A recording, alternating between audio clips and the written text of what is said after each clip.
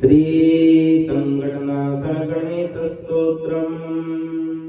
प्रणम्य शिरसा देवं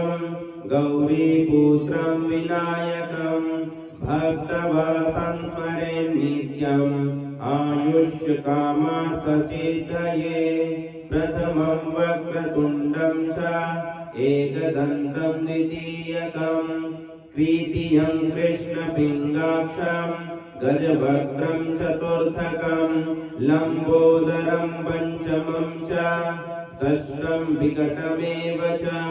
सप्तमं विघ्नराजेन्द्रं धूम्रवर्णं तथाष्टमं नवमं भालचन्द्रं च दशमं तु विनायकम्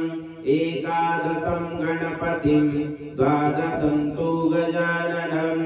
द्वादशैतानि नामानि त्रिशतं यः पठेन्नरः न च विघ्नभयं तस्य सर्वसिद्धिकरं वरं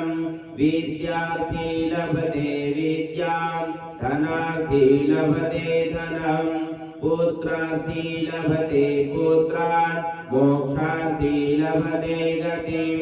जपेत् गणपतिस्तोत्रं